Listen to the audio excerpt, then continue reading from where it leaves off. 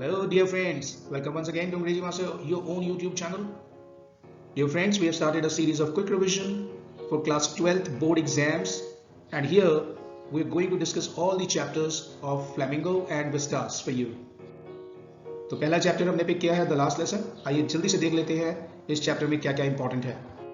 Okay, first of all, let us look at the themes of this chapter. The last lesson, cultural hegemony or linguistic chauvinism, के इर्द गिर्द घूमता है. In this chapter we see how Persians, now Germans, attacked France and occupied two of its towns named Lorraine and Alsace. इन दोनों कस्बों पर German ना सिर्फ अपना इनको ऑक्यूपाई कर लेते हैं बल्कि they also try to impose their language on these two towns. They banned French and asked them to learn only German. अब इसके पीछे उनका क्या उद्देश्य था? सबसे इंपॉर्टेंट बात यह है कि अगर आप अपनी लैंग्वेज बोल ही नहीं पाते हैं तो आप एक तरह से अपनी आइडेंटिटी को लूज कर जाते हैं. इस चैप्टर के सब थीम्स जो है वो number 1, effects of war on common man. एक आम आदमी पर वॉर का क्या इफेक्ट होता है, क्या असर होता है. Number 2, respect for mother tongue. Normally हम अपनी मदर टंग को इतने रिस्पेक्ट नहीं देते हैं जबकि किसी और लैंग्वेज को, फॉर एग्जांपल इंग्लिश को बहुत ज़्यादा इंपॉर्टेंस देते हैं और चाहते हैं कि हम अगर वो सीख जाएं तो हमारी पर्सनालिटी डेवलप हो जाएगी या लोग हमें इंपॉर्टेंस देने लगेंगे. तीसरा, teacher taught relation. So these were the 5 themes on which this chapter, the last lesson, is based. In this chapter we have two main characters, Franz and Mr. M. Hamill. Franz is a student and Mr. M. Hamill is his teacher. He teaches him French. Now first of all, let us have a look at the characteristic qualities of Franz. Franz एक बहुत sensitive लेकिन एक ईमानदार लड़का है जो कि एक बहुत अच्छा ऑब्जर्वर है और अंडरस्टैंडिंग भी है. हम देखेंगे कि वो किस तरीके से सारी की सारी चीज़ें ऑब्जर्व करता है, अपने आसपास होने वाले बदलावों को, चेंजेस को नोट करता है और उसके बारे में वो बहुत सेंसिटिव भी है. जब वो अपने टीचर के बिहेवियर को देखता है तो वो समझ जाता है कि ऐसा बदलाव क्यों आ रहा है. Hence we can conclude that he is quite an understanding boy too. At the outset we find Franz going to his school, but he was quite reluctant to go to school. वह अपने school जाने के लिए इच्छुक क्यों नहीं था? उसके 3 कारण हैं. Number 1, he was late for school. Number 2, he was afraid of his teacher. He was afraid of being scolded by his French teacher, Mr. M. Hamill. And number 3, उसने अपना टेस्ट तैयार नहीं किया था. He had not learned the rules of participles. Now, Franz, who was quite reluctant to go to school, who was not interested in going to his school, was in fact interested and allured to do something else. He was tempted to, number 1, spend the warm and bright sunny day outside. Number 2, he wanted to enjoy chirping of birds. Number 3, he wanted to watch Persian soldiers drilling. तो इन सब से हमें पता चलता है he was quite a nature lover. He wanted to enjoy what is happening around him and wanted to spend his day in the lap of nature. Now this boy, torn between attending his school and enjoying the pleasures of nature, is in a hurry to go to his school. When he passes through the town hall, जब ये town hall से गुजरता है तो ये notice करता है वहाँ पे एक बुलेटिन बोर्ड है जो जहाँ बहुत भीड़ इकट्ठा है. Now this bulletin board is in fact the board through which the entire town would get the news. उन दिनों कोई न्यूज़पेपर्स बहुत कॉमन नहीं थे और इस वजह से ये सभी जितने भी न्यूज़ इन लोगों को मिलती थी, they would get all that news through the bulletin board. और जैसे कहते भी हैं, no news is good news. So they would get almost all the news which is bad news, no? Lost battles, about the draft, the orders of the Persian commanding officers. So every news would come to these people through the bulletin board. But this boy who was in a hurry to go to his school is noticed by one Mr. Watcher, who happens to be a blacksmith. He addresses the boy and tells him, see, there is no need to hurry to school and he could just slow down. Franz thought that Mr. Watcher, this blacksmith, is in fact making fun of him, and he just ignores Mr. Watcher and rushes to his school. Dear friends, when Franz reached his school, he was shocked. Now, why was he shocked? Actually, Franz was, getting late for his school. While on his way, he was banking on the commotion and confusion which normally would happen early in the morning in the school. He thought that he would just take advantage of that confusion and slip into his class unnoticed. But what happened when he reached his school? He found that there was no sound of desk, no lesson was being repeated in chorus, there was no hustle and bustle, there was no confusion, everything was quiet. Mr. M. Hamill was there, he was there with his iron ruler under his arm, but he was quiet. In fact, he was in his special dress. Why is that so? All that shocked him. Friends was quite shocked to see all that. Dear friends, let us quickly recap the main points. Friends was quite reluctant to go to his school, primarily because he did not prepare his tests of participles. Number 2, he was tempted to enjoy nature and he wanted to watch Persian soldiers drilling. When he was passing through the town hall, he noticed there was a huge crowd in front of the bulletin board. Probably there was something important coming through that bulletin board. Last but not the least, when he reached his school, he found that it was completely changed. Instead of loud noises, huge commotion and confusion, that day the school was totally quiet. Dear students, before we go any further, let us quickly have a look at the characteristic qualities of Mr. M. Hamill. Mr. M. Hamill was quite a devoted and sincere teacher. He would teach French to the children of Alsace. He was quite passionate about French. He considered French as the clearest and most beautiful language, in fact, the most logical language too. He was quite patriotic and an emotional person. Dear friends, things were becoming more puzzling for friends. Number 1, there was an unusual quiet in the whole school. Number 2, when he entered the class, Mr. M. Hamill was quite polite.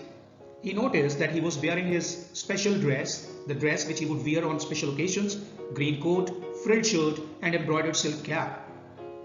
Now this did not end here only. When he took his seat in the class, he noticed village people were sitting quietly on the back benches of the class.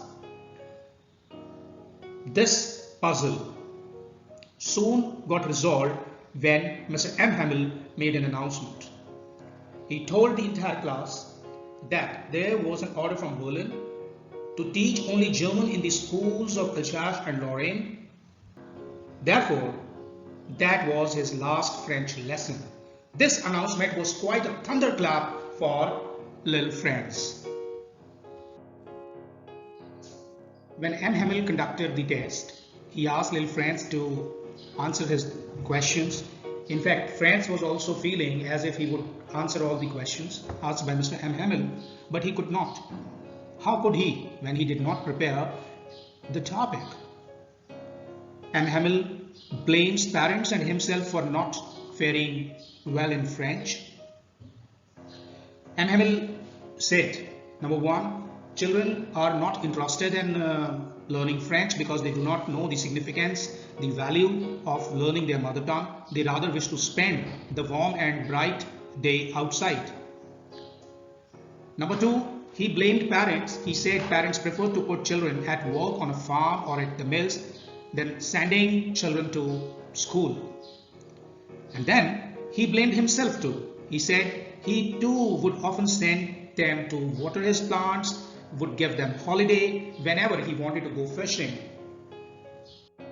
M. Hamill wanted to make this point very clear to all the students and the village elders that French is the most beautiful, clearest and logical language in the world. Not only this, but this language is also connected with their identity.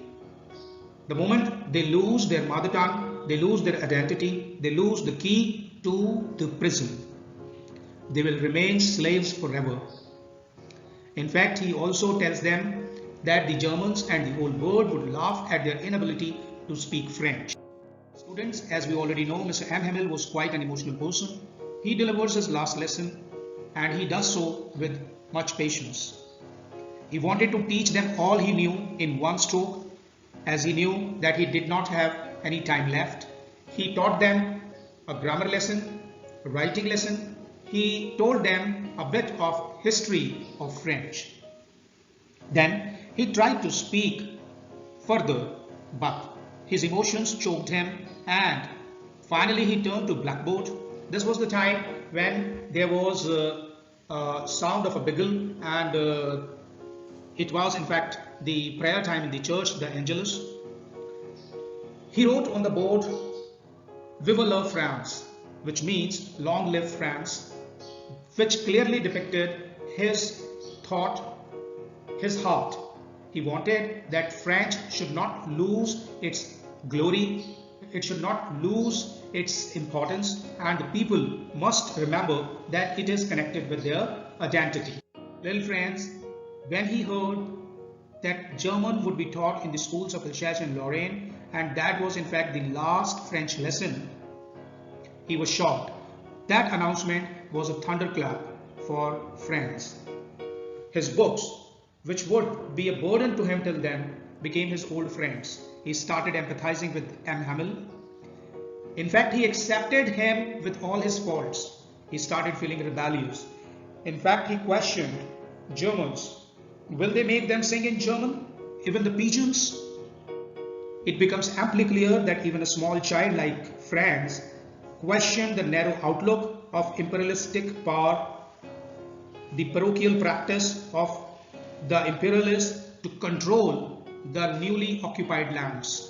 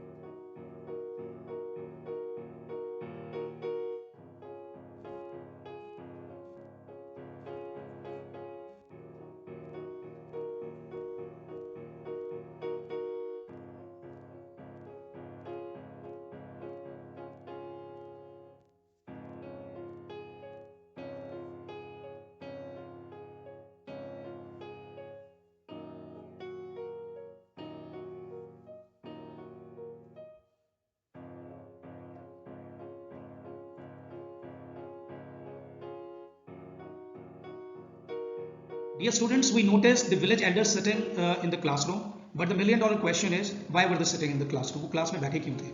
वो class में उस last lesson को क्यों attend कर रहे थे? Number one, mister M हैमिल पिछले 40 सालों से उस विलेज में पढ़ा रहे थे, या उस टाउन में पढ़ा रहे थे।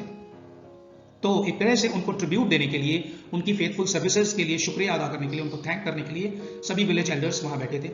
They were also feeling sorry for not attending the schools themselves, और उनको इस बात का काफ़ी दुख भी था कि उन्होंने खुद भी स्कूल अटेंड नहीं किया, और they also wanted to show respect for their country and the language. इस वजह से वो सभी विलेज एल्डर्स उस दिन लास्ट लेसन के मौके पर क्लास में थे। The moment church clock struck 12, there was the Angelus, that is the church prayer. At the same time, they could hear the sound of trumpets of the Persians. They were returning from their drill. Probably at that point of time he wanted to say something, but his emotions choked him. अपने भावनाओं की वजह से वो कुछ बोल नहीं पाए. So he turned towards the board and he wrote on the board, "Vive la France." ये बहुत important बात है जो उन्होंने बोर्ड पर लिखी. इसका मीनिंग है "Long live France." In fact, this was a clarion call to preserve their identity. It seems that he was quite successful in igniting the spirit of nationalism and questioning the parochial practice of imperialistic powers, which in fact try to crush the troika of justice, equality and dignity, first by overpowering their dignity. That means by overpowering their language, their mother tongue, hence taking their identity from them, imposing a false identity on the people of occupied land. This is something which is highlighted in this entire chapter, as we see that this chapter is completely revolving around the two main important themes. Number one, the tendency of imperialist powers. Number two, the linguistic chauvinism. I hope, my dear children, you have understood this chapter and this explanation will help you in exam. Thank you.